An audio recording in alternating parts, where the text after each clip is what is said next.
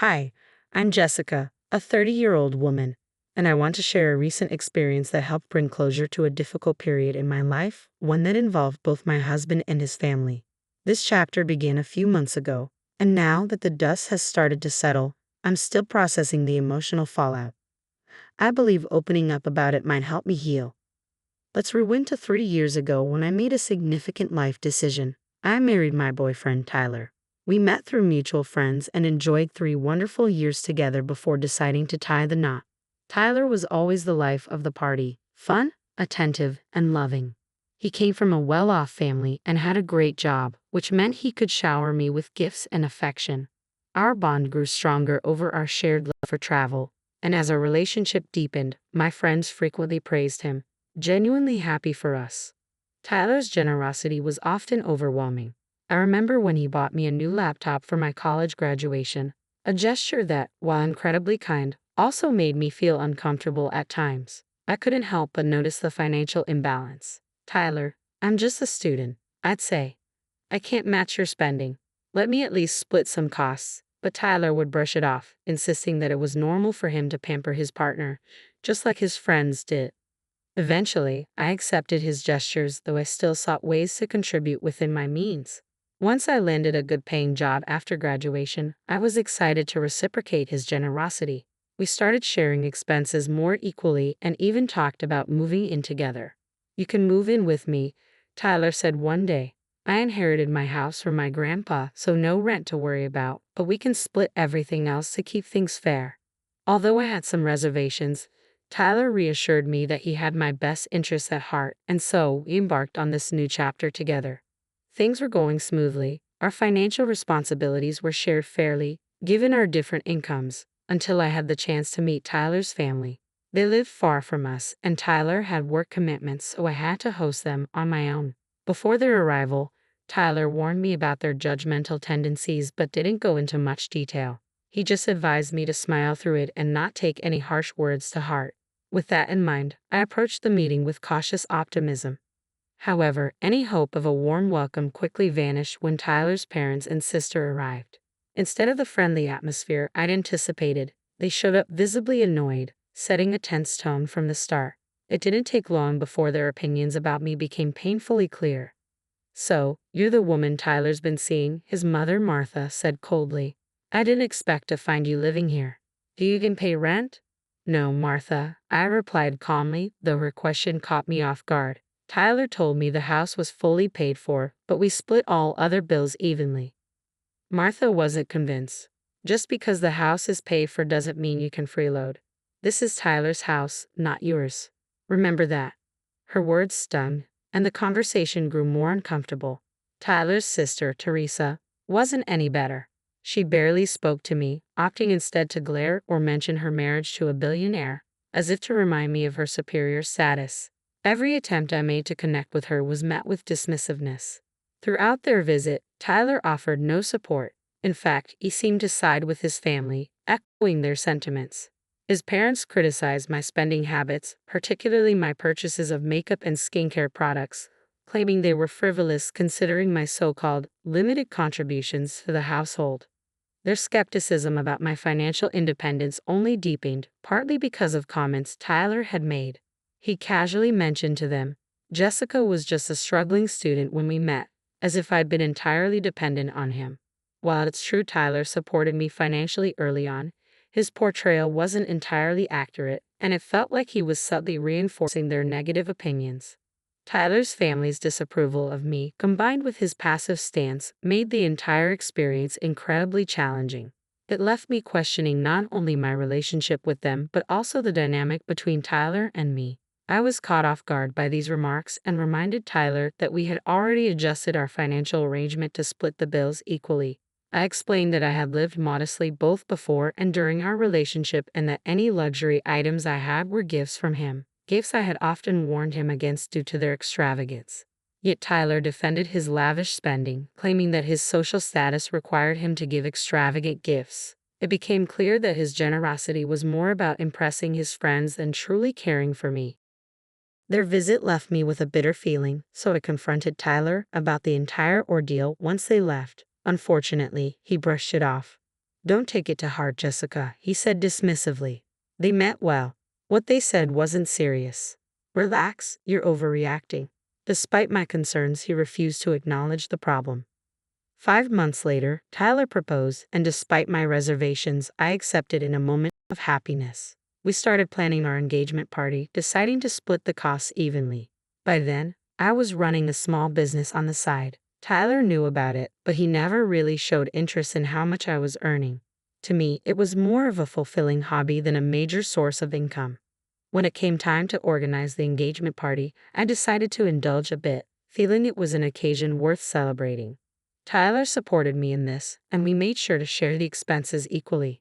I even took on the additional costs of covering plane tickets for my extended family so they could attend. However, as the celebration unfolded, the same old criticisms resurfaced. "You shouldn't have splurged so much on this party, Jessica. You're draining Tyler's account before you're even married. At this rate, you'll end up with a backyard wedding," his family sneered. "I thought you were financially irresponsible, but it's worse than I imagined." Their harsh words stung once again, clouding what should have been a joyful moment with doubt and frustration. I stood my ground and firmly responded to Martha. "Yes, the party was extravagant, but we both agreed to it. I paid my share, and it was actually your son's idea to invite so many people." Tyler had insisted, and I couldn't say no, especially when he mentioned he didn't mind the expense. But the criticism continued. Martha accused me of manipulating Tyler into spending more than he should, while Teresa chimed in, claiming she knew exactly what kind of person I was and that I should have been more considerate. Frustrated and overwhelmed by the tension, I excused myself to find some peace outside on the venue's lawn. There, I overheard Teresa and her husband Justin laughing at my expense. It felt like my engagement party was falling apart, with Tyler seemingly oblivious to his family's harsh judgments. Many of his extended relatives assumed I was jobless, painting me as a dependent fiancé. Noticing my distress, my mom, always protective and perceptive, approached me. As someone who had raised me as a single parent, she understood the challenges of managing finances and urged me to reconsider the engagement, pointing out the ongoing mean comments from Tyler's family. After the party, I confronted Tyler about everything that had happened. He shrugged it off, saying they were just joking, and reassured me that financial matters didn't concern him because he loved me. But I was firm, telling him I wanted to contribute more significantly to our expenses, including rent. Once again, he dismissed the idea. As we moved forward with wedding planning, the stress only intensified. Tyler's parents continued to criticize every choice I made, accusing me of bankrupting their son. The constant scrutiny made the engagement period feel unbearable. I tried explaining that everyone, including my mom, was pitching in for the wedding expenses, but Martha sharply accused me of taking advantage of Tyler, suggesting that I was trying to drain his bank account. Amid these accusations, my in-laws unfairly branded me a gold digger.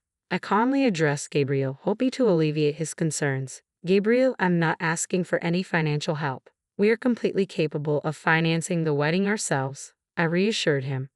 Despite my explanations, Teresa didn't hold back her criticisms, especially about the cost of my dress and makeup for the wedding day, even though I had clarified that those were covered by my mother. The ceremony itself went smoothly, but during the reception, Martha and Gabriel continued to criticize my spending habits, accusing me of financially exploiting their son. Despite the harsh words, I knew that no matter how much I explained or defended myself, they were determined to paint me in the worst possible light. I chose to remain silent, determined not to let any conflict ruin what was supposed to be a special day. A few months later, Tyler received a significant promotion at work, and he was eager to celebrate with a grand family dinner. I was thrilled for him and wanted to make the occasion even more memorable, so I offered to cover all the expenses myself. "Tyler, I want this dinner to be something extraordinary. I'm so proud of you, and I want to celebrate your success," I told him enthusiastically. He appreciated the gesture, and I shared that my business was flourishing, providing me with a stable income, and that I had recently accessed a trust fund from my paternal grandfather. I meticulously planned the entire event, determined to make it perfect for his celebration. However, when his family arrived, they were visibly displeased, despite the positive feedback from other guests. It became clear that they had reservations about the lavishness of the dinner. During the speeches, Martha stood up, her voice loud enough to command the room. "I want to thank everyone for gathering here to celebrate my son," she began. He's incredibly hardworking, generous, and truly deserving of this promotion. Unfortunately, his good fortune hasn't extended to his choice of a partner. The room grew tense as her words hung in the air. It's unfortunate that, of all people, he's tied himself to what some might call a gold digger. I felt a knot tighten in my stomach, but I remained still as she continued, her tone dripping with regret. I only wish he had seen her true nature earlier. Then maybe he wouldn't have to work so hard to support her lavish lifestyle. Her eyes scanned the room, making sure her message was heard. It's painfully obvious to everyone here that his wife has been extravagant, from the engagement party to tonight's dinner. It seems she has nearly drained his accounts. The sting of her words was sharp, but I kept my composure, knowing full well that any reaction would only fuel their baseless accusations. I took a deep breath, steeling myself for what was to come. Martha added smugly, "Thank goodness we had Jessica sign a prenuptial agreement before the wedding. At least some of his assets are protected." She sighed, almost relieved, as she continued, "It's a good thing my son married someone who can at least keep up the appearance of a trophy wife." Tyler chimed in, agreeing with his mother. "I can't even afford to spend money on myself anymore.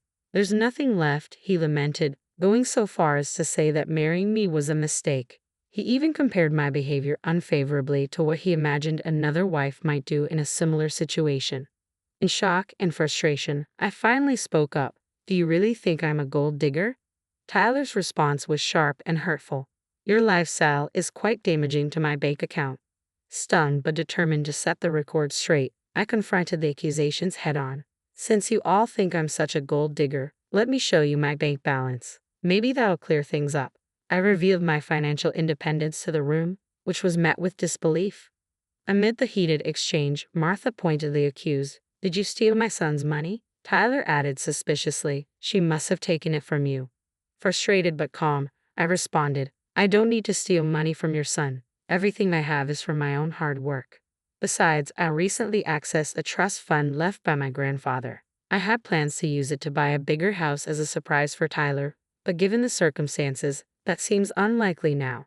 Despite my efforts to clarify, Tyler, seemingly ignoring the tension, suggested, "We can still buy the house. It'll be a wonderful gift."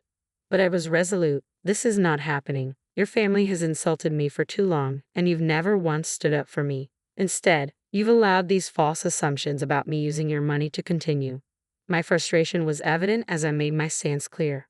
Tyler, attempting to downplay the situation, claimed, "You're overreacting." But I knew I couldn't let it go this time. I was told I was overreacting, but I stood firm. "No, I'm not overreacting. Everyone here knows what your family has been saying about me. They were here when you allowed them to insult me at our engagement party." Feeling the weight of years of disrespect and humiliation, I reached a breaking point. I could no longer tolerate the toxic environment and told Tyler bluntly, "I want a divorce." As Tyler tried to plead and explain, my mother intervened. "You've never defended my daughter. It's time she ends this toxic relationship for good," she declared firmly. We left the party, leaving behind a crowd of shocked attendees who whispered among themselves. Despite the dramatic scene, I was resolute in my decision to end the relationship. My mother's support was unwavering, marking the end of a painful chapter in my life. After the confrontation, I went straight to our home, gathered my belongings, and while Tyler persistently tried to reach me, I muted my phone and went to stay with my mother for solace. The next day, I contacted my cousin, a lawyer, to start drafting the divorce papers. With a prenuptial agreement in place, the process promised to be straightforward, sparing me from sharing any of my significant financial assets with Tyler. However, the situation escalated when Tyler and his family showed up at my mother's doorstep, demanding to speak with me. My mother stood firm and instructed them to leave. Meanwhile, Tyler's messages ranged from tearful apologies to unsettling threats, which I documented and prepared to use for a restraining order if necessary. My mother's steadfast support gave me strength. Tyler even attempted to confront me at my office, but after informing security, he was promptly escorted out. It was then I decided to resign from my well-paying job. My thriving business meant I no longer needed the position, and I was no longer focused on accumulating wealth but on seeking a peaceful and dignified life. I handed in my resignation that very day and began moving forward. A week later, I served the divorce papers to Tyler at his workplace, only to find out he had already been informed of my resignation. My former colleagues reported his continued attempts to send flowers and gifts to my mother's house, which we consistently returned. The ongoing harassment led me to consider relocating. With my mother's encouragement, I found an ideal house in a neighboring state, providing a sanctuary away from my ex. As I awaited the finalization of the divorce paperwork, the judge facilitated a smooth proceeding thanks to the strong prenuptial agreement. During the 5 months of our separation, I took the time to regroup and prepare for a new chapter in my life. I quickly settled into my new home, changed my number to avoid the incessant messages from Tyler and his family, and began to enjoy my newfound freedom. I heard through the grapevine that Tyler's life was falling apart. He blamed his parents for the end of our marriage and faced professional setbacks as his colleagues distanced themselves and his superiors were displeased with the negative publicity.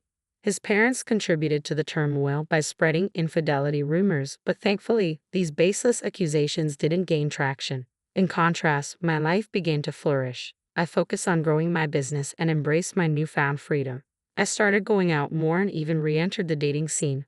While Tyler's past actions made me cautious, I remained hopeful that I would heal and eventually find someone who truly values and cherishes me. Although Tyler's actions caused me considerable pain, the strength I gained from overcoming those challenges propelled me into a brighter future, full of possibilities and self-discovery. I look forward to what lies ahead, confident in my resilience and clearer about what I seek in relationships and in life.